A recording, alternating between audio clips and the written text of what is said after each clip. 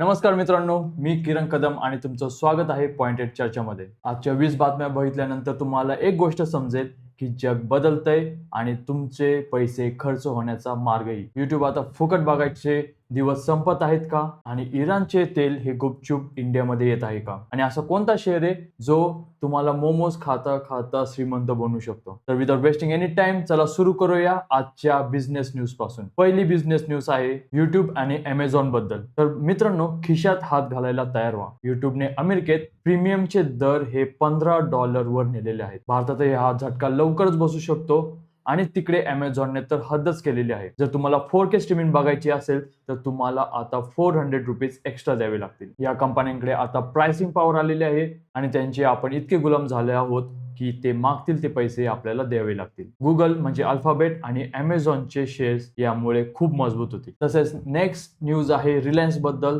तर हॉर्मुझची खाडी बंद असताना सरकारने रिलायन्ससाठी 4 इराणी ऑइल टँकर्सना परवानगी दिलेली आहे. जर इराणचे स्वस्त तेल रिलायन्सला भेटलं तर त्यांची रिफायनिंग मार्जिन नक्कीच वाढणार आहे. पेट्रोल स्वस्त होईल की नाही ते माहित नाही, पण रिलायन्सचे शेअर नक्की मजबूत होतील. नेक्स्ट न्यूज आहे विदेशी पळाले पण भारतीय टिकले. हो, 2026च्या पहिल्या 3 महिन्यामध्ये FISने जवळजवळ 1.77 लाख करोड रुपये हे काढून घेतलेले आहेत. आता तुम्ही म्हणसाल तरी मार्केट का पडलं नाही? कारण तुमच्या माझ्यासारखे भारतीयांनी SIPच्या माध्यमातून $31 बिलियन हे मार्केटमध्ये ओतलेले आहेत. जरी परदेशी लोक विकत असले तरी भारतीय लोक हे खरेदी करत आहेत आणि त्यामुळेच इंडिया हा इंडिपेंडेंट होत आहे. तर नेक्स्ट न्यूज आहे मोमोज बद्दल. तर मोमोज हे 1200 कोटींचा धंदा करत आहेत. वाव मोमोज आता 850 वरून त्यांच्या स्टोअर्सचा काउंट हा 1000च्या पार जात आहे. पुढच्या वर्षी त्यांचा IPO सुद्धा येऊ शकतो. अनलिस्टेड मार्केटमध्ये ह्या शेअरवर नक्की नजर ठेवा आणि मोमो फक्त पोट भरण्यासाठी नाहीये तर तो तुमचा खिसा भरण्याला सुद्धा उपयोगी येऊ शकतो. नेक्स्ट न्यूज आहे मॅजिक पिन, स्नॅच आणि स्विगी बद्दल. तर झोमॅटोच्या साथीने मॅजिक पिन आता स्विगीला टक्कर देत आहे. मॅजिक पिन जवळजवळ 15 कोटी डेप्टच्या रूपात रेज करत आहे. तिकडे स्विगीचा को फाउंडर नंदन रेड्डी हा 10 वर्षानंतर कंपनीतून बाहेर पडलेला आहे आणि ही इन्व्हेस्टरसाठी बॅड न्यूज ठरू शकते. तसेच स्निच हा फॅशन ब्रँड बघा, तो 60 मिनिटांमध्ये कपडे डिलिव्हरी करतोय. त्यामुळे क्विक कॉमर्स हा आता फक्त दूध डिलिव्हरी पुरता मर्यादित राहिलेला नाहीये. नेक्स्ट न्यूज आहे TCS बद्दल.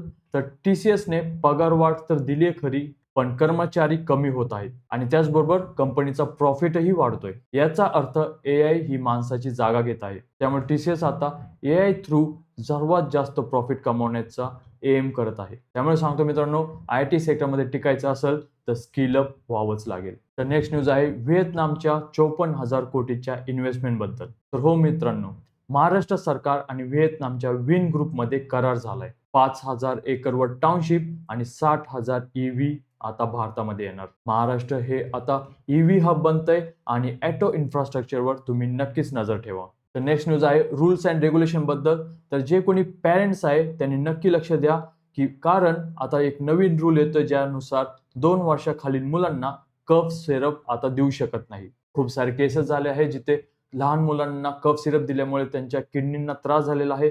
त्यामुळे हा निर्णय घेण्यात आलेला आहे. तसेच दुसरीकडे RBI हे रुपयाच्या ट्रेडिंगवरती लक्ष ठेवत आहे. रोज जवळजवळ $150 बिलियन खेळ चालतो आणि त्यामध्ये आता RBIला ट्रान्सपरन्सी हवी आहे. नेक्स्ट न्यूज आहे इंटेल कंपनी बद्दल. तर सगळ्यांना वाटत होतं की ही इंटेल कंपनी संपत आलेली आहे, पण इलॉन मस्कच्या टेराफॅब प्रोजेक्टने या इंटेल कंपनीला जणू काही संजीवनी दिलेली आहे. त्यामुळे इंटेल कंपनीने हा $300 बिलियन टप्पा पार केलेला आहे. त्यामुळे म्हणतो मित्रांनो, इलॉन मस्क जेव्हा कोणती गोष्टी हाताळतो तेव्हा तिथे पैसा नक्कीच जनरेट होतो. त्यामुळे नक्कीच सांगू शकतो की सेमी कंडक्टरमध्ये एक क्रांती येत आहे. नेक्स्ट न्यूज आहे गोल्ड आणि ऑइल बद्दल.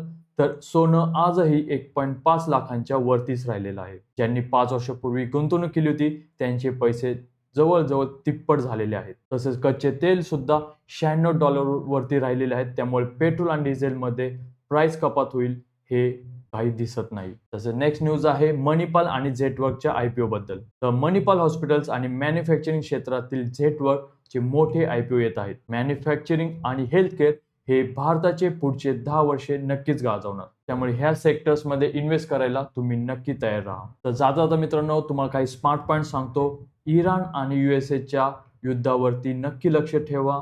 IT share like Infosys, Wipro, TCS हे बाय ऑन डिप करण्याच्या लेवलला आलेले आहेत. सोन्यामध्ये एकदम मोठी गुंतवणूक करू नका. तुमची सोन्यामधील SIP ही चालू राहू द्या. आणि अजून एक, जग कितीही बदललं तरी हेल्थ आणि एज्युकेशन वरती होणारा खर्च कधीच कमी होत नाही. त्यामुळे या क्षेत्रातील स्टॉक्समध्ये लॉंग टर्म नक्कीच इन्व्हेस्टमेंट करा.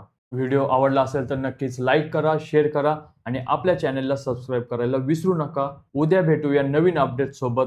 तोपर्यंत जय हिंद, जय महाराष्ट्र.